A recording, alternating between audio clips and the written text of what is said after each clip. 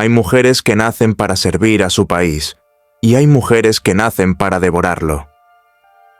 Cilia Flores es de las segundas. Su currículum parece el de una estadista respetable. Abogada, diputada, presidenta de la Asamblea Nacional, procuradora general de la República, primera dama de Venezuela. Una carrera impecable en los papeles. El sueño de cualquier política con ambiciones. Pero hay otro currículum, el que no aparece en las biografías oficiales, el que está escrito en los expedientes del Distrito Sur de Nueva York, el que la conecta con el Cartel de los Soles, la red de narcotráfico más grande de América Latina, el que documenta cómo recibió cientos de miles de dólares para organizar reuniones con narcotraficantes, el que vincula su nombre con $100,000 por cada vuelo de cocaína que despegaba de Venezuela, el que registra cómo sus sobrinos fueron condenados a 18 años de prisión en una corte federal por conspirar para traficar 800 kilogramos de cocaína. La abogada que defendió derechos humanos se convirtió en la primera dama del narcoestado, y esta es su historia. La madrugada del 3 de enero de 2026, mientras helicópteros estadounidenses descendían sobre Caracas como ángeles negros de la justicia, mientras la operación Determinación Absoluta derribaba las puertas de Fuerte Tiuna, mientras Nicolás Maduro era arrancado de su residencia presidencial en pijama, había algo más, algo que los titulares apenas mencionaron, la mujer que estaba junto a él. Cilia Flores fue capturada esa misma noche, esposada, humillada, trasladada en el mismo helicóptero que su esposo hacia el USS Iwo Jima, después a Guantánamo, finalmente a Nueva York, al Metropolitan Detention Center en Brooklyn, de primera dama a prisionera federal en menos de 48 horas. Pero eso no es lo más perturbador de esta historia. Lo más perturbador es que nadie debería sorprenderse. ¿Cómo es posible? ¿Cómo la abogada que defendió a Hugo Chávez en 1992 terminó acusada por el Departamento de Justicia de conspiración de narcoterrorismo? ¿Cómo la mujer que presidió la Asamblea Nacional se convirtió en socia del Cartel de los Soles? ¿Cómo la defensora de derechos humanos terminó recibiendo sobornos para proteger vuelos cargados con cocaína? ¿Cómo sus sobrinos fueron condenados por narcotráfico en Nueva York mientras ella seguía libre en Caracas durante 7 años más? La respuesta tiene que ver con poder, con venganza, con un matrimonio que no fue romance sino alianza criminal, y con una mansión en Los Palos Grandes que se construyó mientras Venezuela moría de hambre. Antes de continuar, necesito pedirte algo. Lo que vas a escuchar conecta a la primera dama de Venezuela con redes de narcotráfico internacional. No son acusaciones inventadas, son expedientes judiciales de la Corte Federal del Distrito Sur de Nueva York. Son testimonios de agentes de la DEA. Son grabaciones de audio donde sus sobrinos hablan del Cartel de los Soles como si fuera una empresa familiar. Esta historia incomoda a muchos gobiernos. Por eso el algoritmo la entierra. Si crees que estas verdades merecen salir a la luz, suscríbete al canal y activa la campanita. Tu clic es lo único que puede romper el silencio. Para entender cómo Cilia Flores se convirtió en la primera dama del Cartel de los Soles, hay que empezar por el principio. Hay que ir a Tinaquillo, estado Cojedes, en 1956. Hay que conocer a la niña que un día defendería a un golpista y terminaría casándose con el sucesor de ese golpista. La niña que construyó una carrera política impecable mientras tejía, en las sombras, una red de corrupción que convertiría a Venezuela en la autopista de la cocaína. Cilia Adela Flores nació el 15 de octubre de 1956, en Tinaquillo, estado Cojedes, un pueblo de provincias en el centro de Venezuela. Una familia humilde, la menor de 6 hermanos. Nada en su origen indicaba que algún día se convertiría en la mujer más poderosa de un país destruido. A los 4 años, su familia se trasladó a Caracas. Crecieron en Catia y Boquerón, barriadas del oeste de la capital, lugares donde la aspiración máxima era conseguir trabajo estable, criar a los hijos sin hambre, sobrevivir con dignidad. Pero Cilia tenía otras ambiciones. Estudió Derecho en la Universidad Santa María, una institución privada. Se graduó a los 32 años. Se especializó en Derecho Penal y Derecho Laboral. No era brillante, pero era tenaz, meticulosa, paciente. En 1978, a los 22 años, se casó con Walter Ramón Gavidia Rodríguez, un compañero de universidad vinculado al ámbito sindical y de seguridad. Era un matrimonio de clase media, aspiraciones modestas. 3 hijos llegarían en los años siguientes. Walter Jacob en 1978, Joser Daniel en 1988, Joshua Alexander en 1990. Durante 14 años, Cilia Flores vivió la vida que se esperaba de ella. Esposa, madre, abogada. Defendía casos de derechos humanos. Trabajaba como asesora jurídica de la Policía Técnica Judicial. Una carrera respetable pero anónima. Y entonces llegó el 4 de febrero de 1992. Un grupo de militares liderados por un teniente coronel llamado Hugo Rafael Chávez Frías intentó un golpe de Estado contra el presidente Carlos Andrés Pérez. El golpe fracasó. Chávez apareció en televisión nacional pronunciando 2 palabras que electrizaron al país. Por ahora. Los golpistas fueron enviados a la cárcel de Yare. Y Cilia Flores decidió defenderlos. No por dinero, no por fama, por convicción. Creía que Venezuela estaba podrida, que la democracia había fracasado, que solo un cambio radical podía salvar al país. Los militares golpistas representaban ese cambio. Durante 2 años visitó la cárcel de Yare. Se reunía con Hugo Chávez. Largas conversaciones que iban más allá de lo legal. Discutían política, filosofía, estrategia. Ella no solo defendía a Chávez, lo estudiaba, lo entendía. Veía en él lo que otros no veían. El carisma que hipnotizaba, la capacidad de convertir el fracaso en leyenda, el instinto para transformar una celda en plataforma política. Pero había otro hombre en esas reuniones, un sindicalista 10 años menor que ella, alto, bigotón, torpe en sus palabras pero leal hasta la médula. Hacía las veces de escolta del comandante. Su nombre era Nicolás Maduro. Cilia lo notó, y en su mente calculadora comenzó a formarse un plan que tardaría décadas en ejecutarse. En 1994, el equipo de abogados de Cilia logró lo imposible. El presidente Rafael Caldera indultó a Chávez y a los golpistas. Era una victoria legal espectacular, pero era mucho más que eso. Era el nacimiento de un movimiento. Chávez salió de prisión convertido en héroe popular, y Cilia Flores había estado ahí desde el primer día, no como espectadora, como arquitecta. En 1993, mientras Chávez todavía estaba preso, ella fundó el Círculo Bolivariano de los Derechos Humanos. Se incorporó al movimiento bolivariano revolucionario 200. En 1997 fue una de las fundadoras del movimiento Quinta República, el primer partido político de Hugo Chávez. Su matrimonio con Walter Gavidia terminó a principios de los 90. Oficialmente nunca se explicó por qué, pero los que los conocían sabían la verdad. Cilia había encontrado algo más importante que un esposo. Había encontrado el poder. Y mientras Hugo Chávez recorría Venezuela conquistando corazones con su verbo incendiario, mientras Nicolás Maduro lo seguía como sombra fiel, Cilia Flores construía en silencio, tejía alianzas, memorizaba nombres, identificaba quién era leal y quién era peligroso, quién podía ser útil y quién debía ser eliminado. En 1998, Hugo Chávez ganó la presidencia con el 56% de los votos.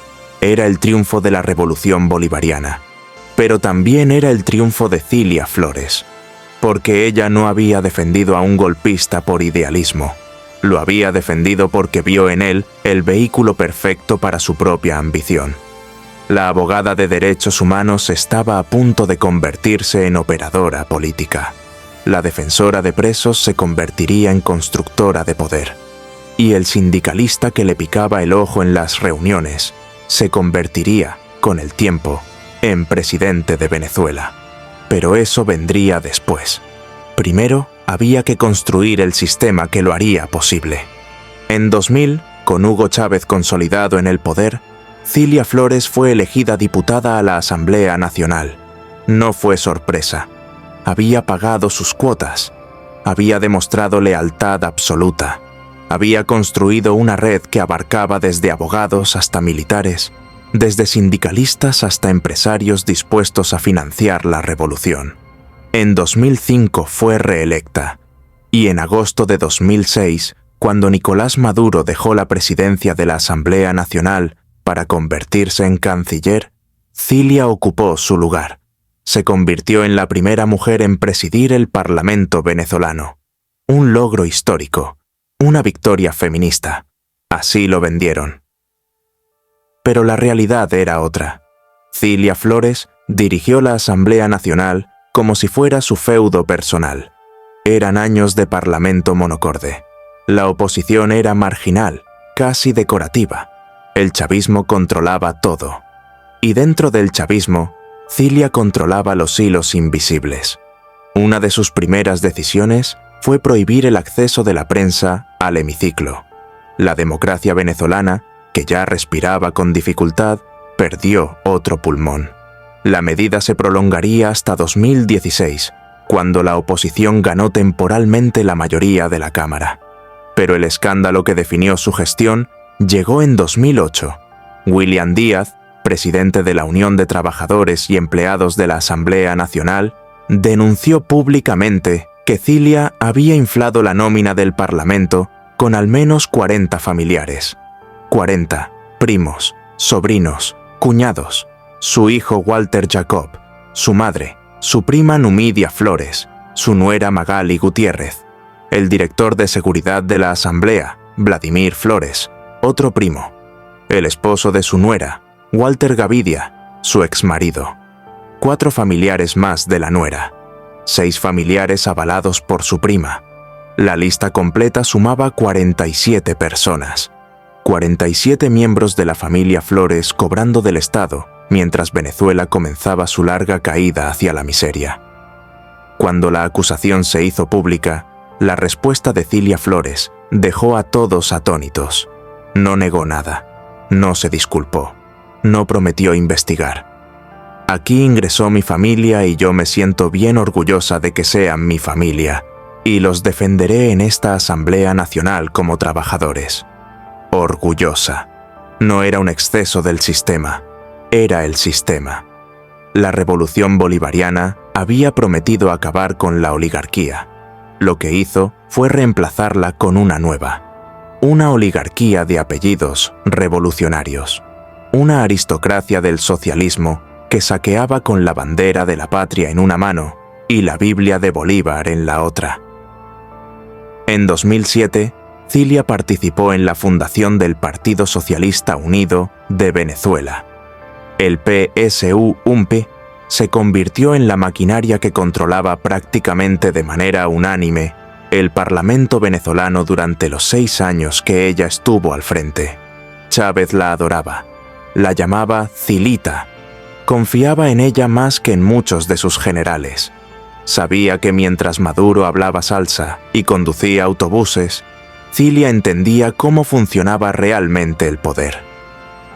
En febrero de 2012, Hugo Chávez la nombró Procuradora General de la República. Era el cargo más importante del sistema judicial venezolano después del Tribunal Supremo. La encargada de defender los intereses del Estado. La guardiana de la legalidad. La ironía era brutal. La mujer que acababa de contratar a 47 familiares en el Parlamento, ahora sería la encargada de perseguir la corrupción. Ocupó el cargo solo un año, porque en marzo de 2013, Hugo Chávez murió de cáncer en Cuba, y todo cambió.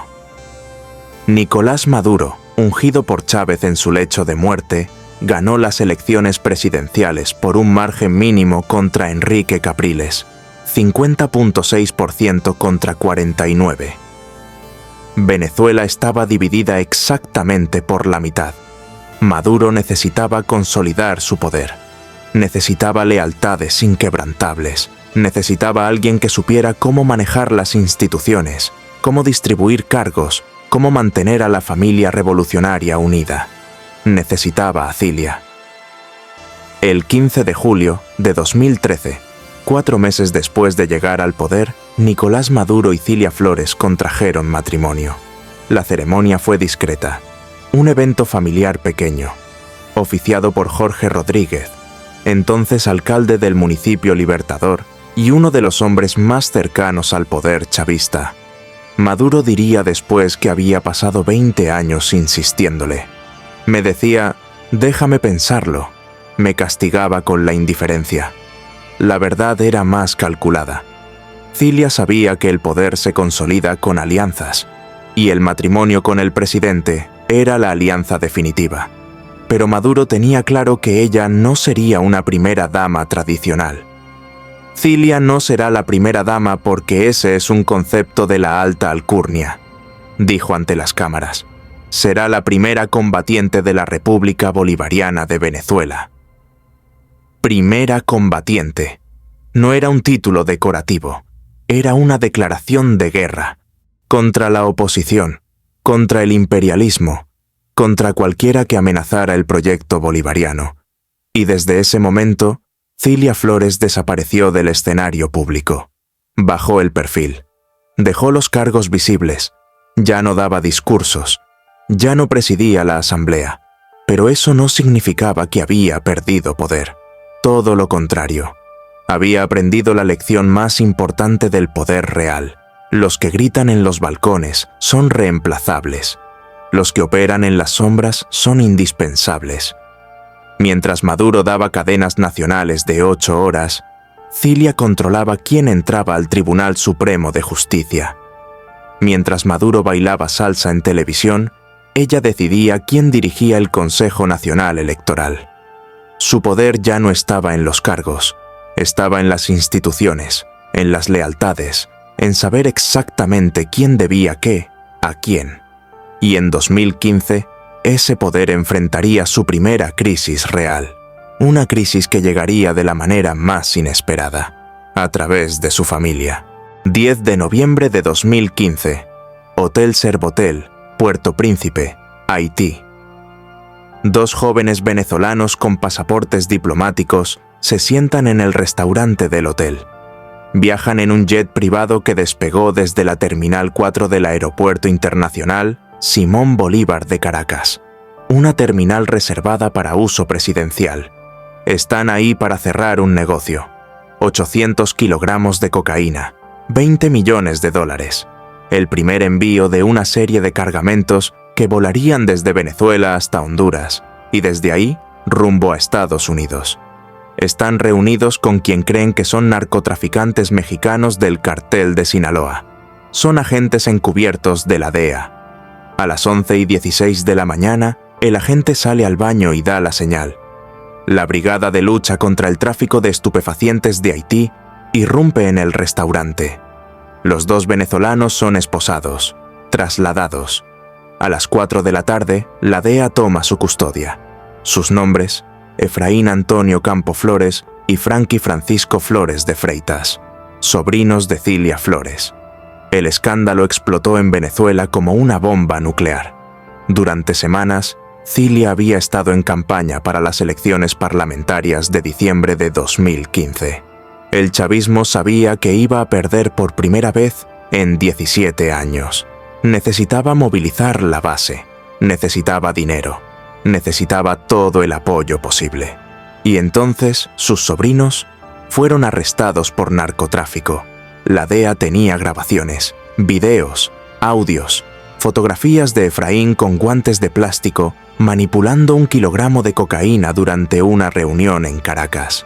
Registros de chats donde hablaban de envíos de droga, de contactos con las FARC, de usar el hangar presidencial del aeropuerto. En una de las grabaciones, Efraín declaró: «Estamos en guerra con Estados Unidos, con Colombia, con la oposición». En otra, prometió que los vuelos no serían detectados, porque saldrían como si alguien de nuestra familia estuviese en el avión. La familia. Su familia. La investigación reveló que los sobrinos habían mantenido múltiples reuniones con los agentes encubiertos, 3 en Caracas, 2 en San Pedro Sula, Honduras, 1 en Haití, todas grabadas, todas documentadas. En una de esas reuniones en Caracas, el 25 de octubre de 2015, los sobrinos llevaron a los supuestos narcos mexicanos a un club de striptease en el este de la ciudad, Trio Gentleman Club. Los agasajaron, les prometieron negocios millonarios, les enviaron 3 prostitutas al hotel Marriott como obsequio para el fin de la velada. Todo quedó registrado. Cuando fueron arrestados, Efraín declaró ante los agentes de la DEA que era el hijastro adoptado de Nicolás Maduro, que había crecido en la casa del presidente, que había sido criado por Cilia Flores. No tenían inmunidad diplomática a pesar de sus pasaportes. Fueron extraditados inmediatamente a Nueva York. Y cuando allanaron la mansión Casa de Campo de Efraín en República Dominicana, encontraron 127 kilogramos adicionales de cocaína y 10 kilogramos de heroína, 79 kilos en la casa, el resto en su yate. Cilia Flores respondió con furia: «Es un secuestro de la DEA», declaró en televisión. «Una venganza política, todo se aclarará». Maduro guardó silencio durante días. Cuando finalmente habló, fue para denunciar ataques y emboscadas imperiales. Pero el daño ya estaba hecho.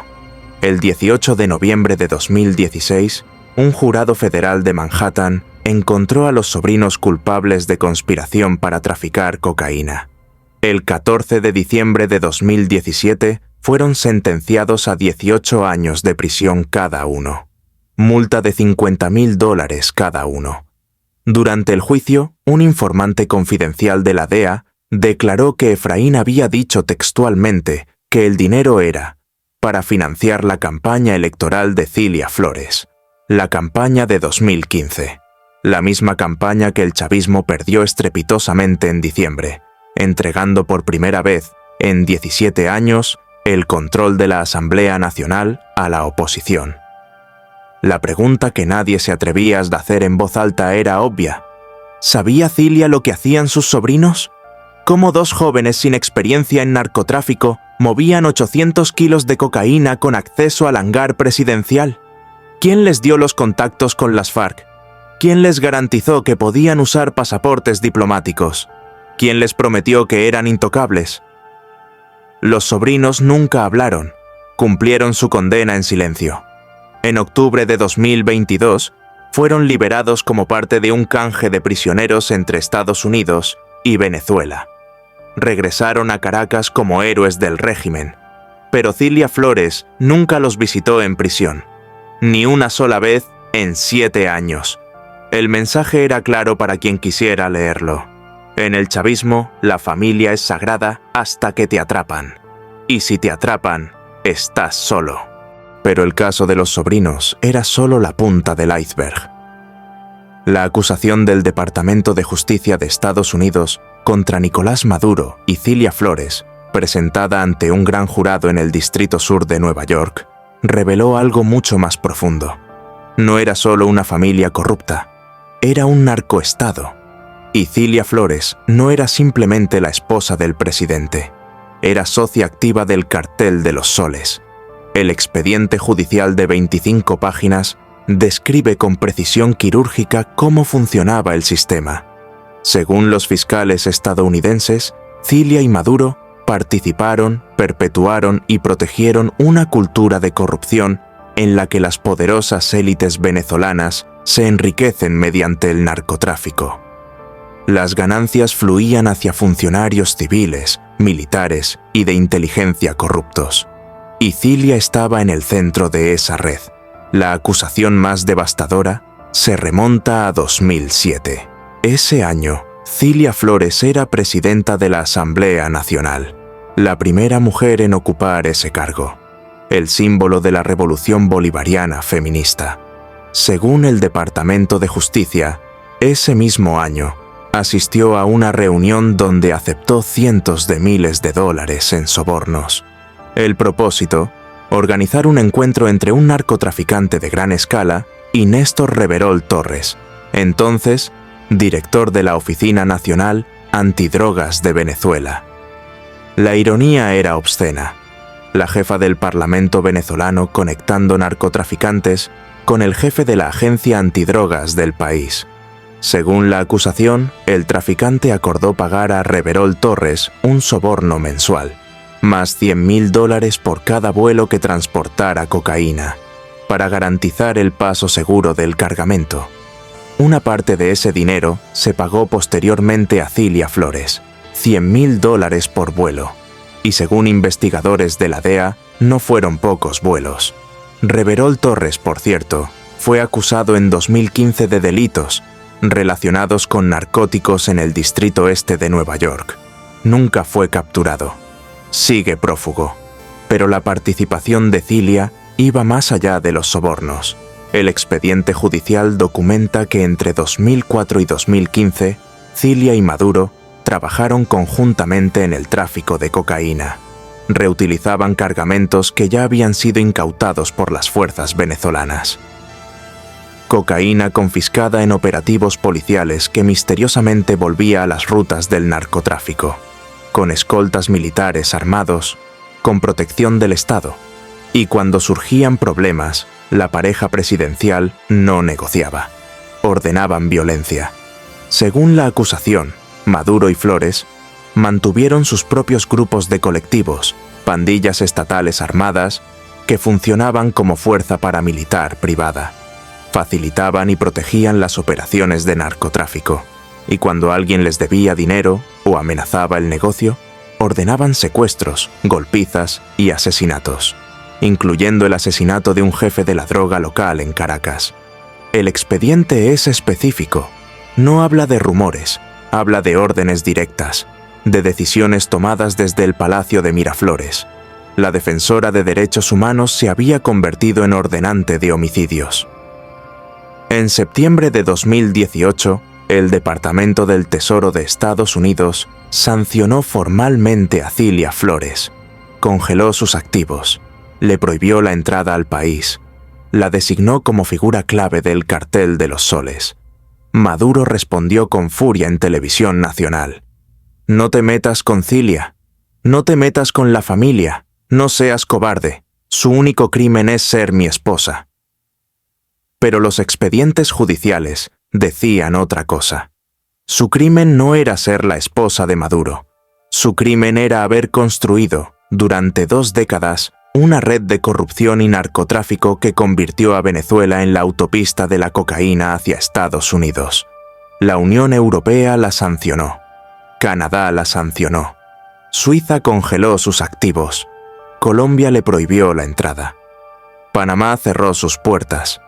Para 2020, Cilia Flores era una paria internacional. No podía viajar a ningún país occidental. No podía mover dinero en el sistema financiero global. Sus cuentas estaban bloqueadas en decenas de jurisdicciones, pero dentro de Venezuela seguía siendo intocable, porque controlaba las instituciones, porque sabía demasiado, porque había construido su poder no en los discursos, sino en las sombras. La revista Forbes la llamó la mujer más poderosa de Venezuela. No era un cumplido, era un reconocimiento de que el verdadero poder en el chavismo nunca estuvo en Maduro. Estuvo en la mujer que operaba desde las sombras mientras él bailaba salsa en televisión. Y ese poder tenía un costo que se pagaba en mansiones construidas con dinero del narcotráfico, en fortunas escondidas en paraísos fiscales, en una familia que se enriqueció mientras 8 millones de venezolanos huían del país buscando comida. Pero todo ese poder, toda esa impunidad, se construyó sobre algo, sobre el dinero que entraba por toneladas. Y ese dinero tenía que ir a algún lugar, tenía que convertirse en mansiones, en lujo, en poder visible. Bienvenidos a la mansión maldita. El dinero más sucio es el que no existe, el que nunca aparece en una declaración patrimonial, el que se esconde detrás de empresas fantasma y testaferros de 24 años.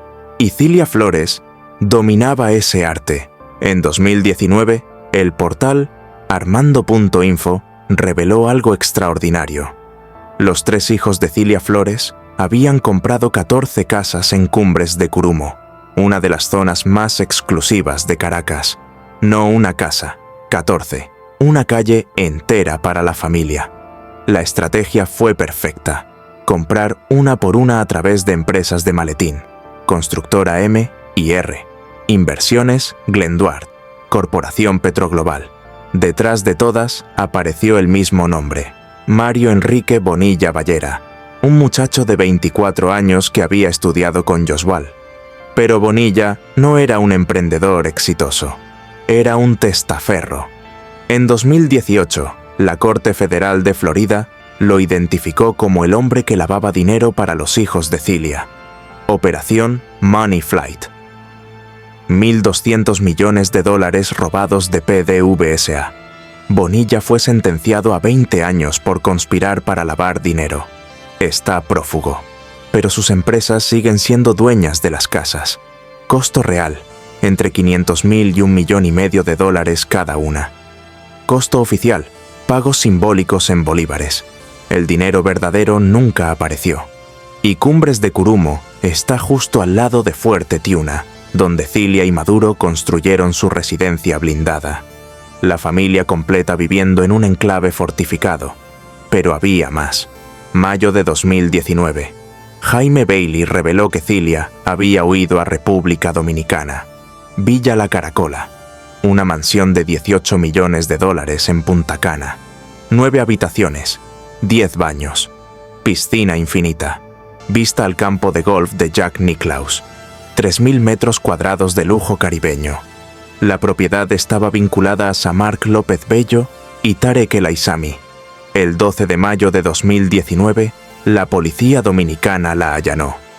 Maduro negó públicamente que fuera suya, pero las conexiones estaban documentadas, y mientras Cilia construía palacios, Venezuela vivía el infierno. 2015 a 2020, los años de la muerte lenta. El salario mínimo cayó a $2 al mes. Los hospitales colapsaron. El 80% del sistema de salud perdió su capacidad operativa. El 88% de los medicamentos esenciales desaparecieron. Las mujeres embarazadas llevaban su propio kit de parto porque los hospitales no tenían nada. En 2016, la mortalidad infantil en San Cristóbal saltó de 2,63 a 6,65% en 6 meses. Los bebés morían por falta de antibióticos de $5. Más de 22.000 médicos huyeron del país. Los que quedaban ganaban menos de $10 mensuales. Tenían que llevar sus propios guantes, jeringas, agua potable. La gente comía de la basura. Los niños sufrían desnutrición severa. Los ancianos morían porque no podían pagar insulina. El contraste es brutal. Mientras una madre rogaba por antibióticos para su hijo, Cilia decoraba su 14ª casa. Mientras un anciano moría en un pasillo de hospital, los hijos de Cilia firmaban otra escritura millonaria. Entre 2006 y 2011, cuando Cilia presidía la Asamblea, tuvo 47 familiares en la nómina del Parlamento. Su sobrino favorito, Carlos Eric Malpica Flores, fue nombrado tesorero de la nación. Creó 16 empresas en Panamá, ninguna a su nombre, todas a través de testaferros, una telaraña perfecta para lavar dinero. En 2018 llegaron las sanciones internacionales. Estados Unidos, la Unión Europea, Canadá. Activos congelados, prohibida de viajar, pero el dinero siguió fluyendo. La pregunta: ¿de dónde sale el dinero? Salario oficial: $20 al mes. Fortuna estimada: cientos de millones. La respuesta es obvia: sale del cartel de los soles, de los 800 kilos de cocaína de sus sobrinos, de los 1.200 millones robados de PDVSA. de cada contrato petrolero con sobornos, de cada gota de petróleo desviada del pueblo venezolano. Cilia Flores construyó un imperio financiero invisible, empresas fantasma, testaferros, cuentas offshore, el dinero más sucio que existe, el que sale de la miseria ajena, el que se roba mientras la gente muere de hambre. Pero hubo un día en que todo se derrumbó, un día en que las puertas blindadas no la protegieron, un día en que las 14 casas no sirvieron de refugio, un día en que Estados Unidos vino por ella. El 3 de enero de 2026, a las 2 de la madrugada, el cielo de Caracas se iluminó con explosiones. Operación Determinación Absoluta, meses de planificación, CIA, DEA, FBI, Agencia Nacional de Inteligencia Geoespacial, más de 150 aeronaves. El general Dan Kane lo explicó junto a Trump. La palabra integración no alcanza para describir la complejidad de esta misión. Los bombardeos comenzaron después de las 2. Base aérea de La Carlota, base aérea de Charalave, aeropuerto de Higuerote, instalaciones en La Guaira, precisión quirúrgica. Pero el objetivo real era Fuerte Tiuna, la residencia de Maduro y Cilia Flores. A las 2:01, helicópteros Black Hawk y Chinook MH-47 descendieron sobre el complejo. Los Night Stalkers, el 160 Regimiento de Aviación de Operaciones Especiales, expertos en misiones de alto riesgo. Estados Unidos ejecutó una operación cibernética. Cortaron la energía en Caracas, anularon comunicaciones, crearon un apagón sensorial, caos controlado. Los helicópteros recibieron disparos. La respuesta fue fuerza abrumadora. La Fuerza Delta tomó el control. Aseguró el perímetro. 47 segundos. Ese fue el tiempo que tardaron en capturar a Maduro y Cilia Flores. No les dio tiempo de vestirse. Cilia salió en ropa de dormir. Maduro en camiseta y pantalón deportivo. Esposados. Escoltados por soldados encapuchados. No hubo resistencia. No hubo búnker secreto. Se rindieron. El traslado fue inmediato. USS Iwo Jima, Guantánamo, Nueva York, Metropolitan Detention Center en Brooklyn. Cilia fue la primera en bajar de la tanqueta blindada, esposada, semblante serio, observando a Maduro descender con dificultad, quejándose de dolor en los pies, calzando chancletas sobre medias blancas. Happy New Year, good night. ¿Good night es que se dice? Alcanzó a decir Maduro, agotado. Sí, good night, le respondió ella. Escena casi doméstica. Contraste brutal con el expediente judicial que enfrentaban. El 5 de enero, comparecieron ante el Tribunal Federal del Distrito Sur de Nueva York.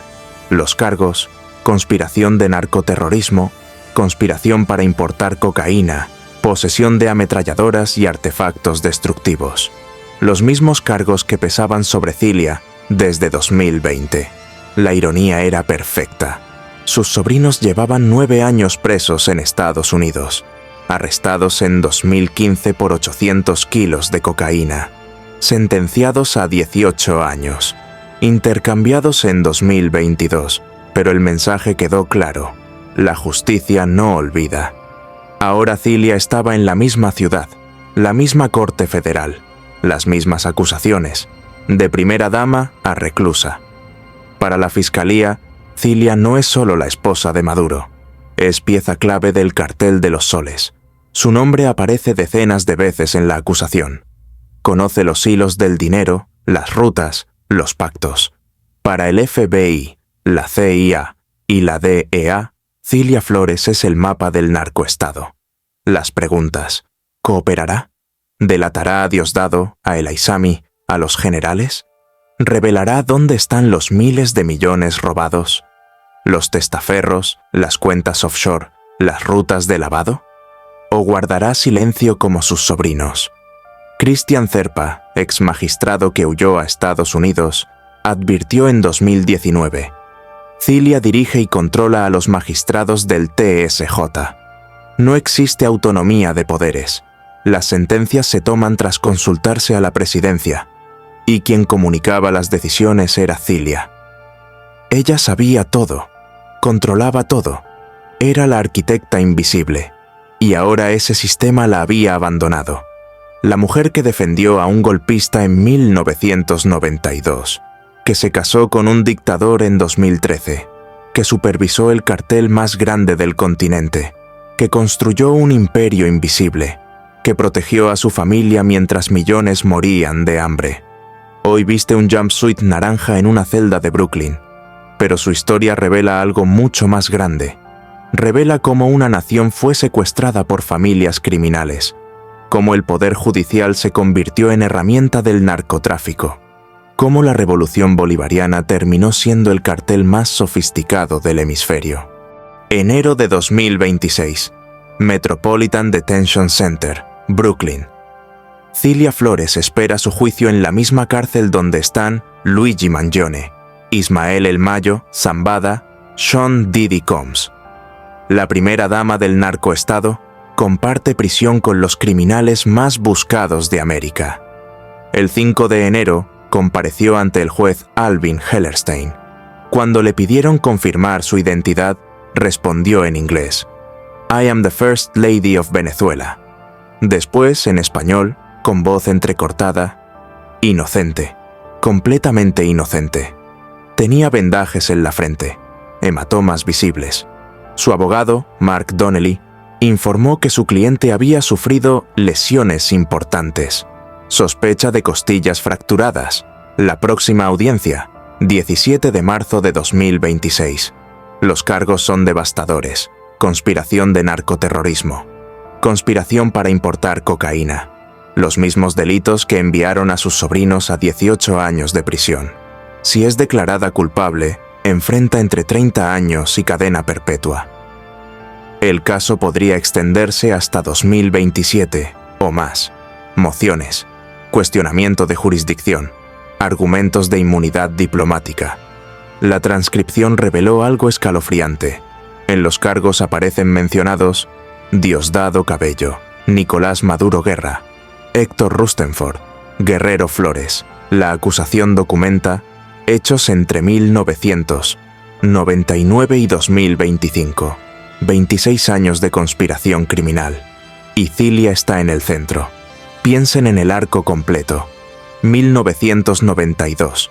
Una abogada de Tinaquillo defiende a un golpista en prisión. Se convierte en su mensajera, su estratega. 1997. Se casa con ese golpista convertido en líder. No es romance, es alianza. 2000 a 2013. Escala posiciones. Diputada, presidenta de la Asamblea, procuradora general. Sus sobrinos aprenden el negocio. Sus hijos construyen imperios. 2013. Chávez muere. Cilia se casa con Maduro, para mantener el control, para asegurar que el trono siga siendo suyo. 2015. Sus sobrinos caen. 800 kilos de cocaína.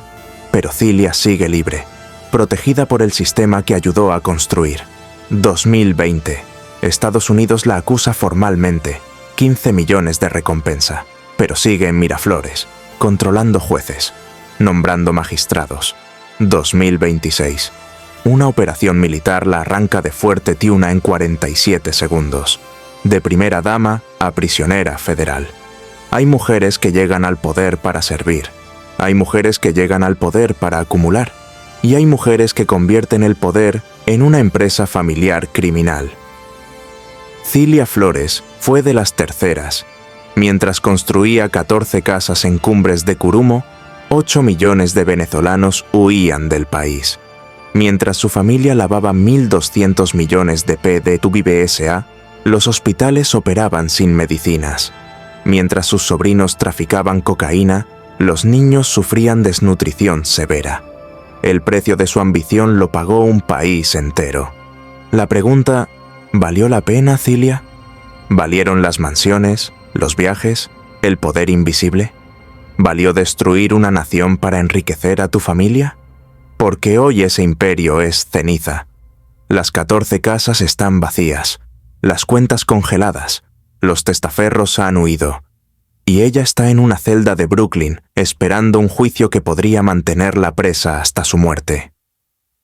Cilia Flores no fue solo la esposa de un dictador, fue la arquitecta silenciosa de un narcoestado, la abogada que defendió a un presidente y se casó con su sucesor, la mujer que demostró que el verdadero poder no se ostenta, se ejerce desde las sombras, hasta que las sombras se convierten en una celda. Si llegaste hasta aquí, ya sabes quién es Cilia Flores. Ya sabes cómo una abogada defensora de derechos humanos se convirtió en supervisora del cartel de los soles. Ya sabes cómo una familia secuestró una nación. Ahora la pregunta es, ¿cuántos más como ella siguen libres? Suscríbete para no perderte el próximo capítulo, porque en Venezuela la justicia apenas está comenzando. La primera dama del cartel de los soles hoy viste naranja en Brooklyn, y Venezuela todavía espera que todos los culpables paguen.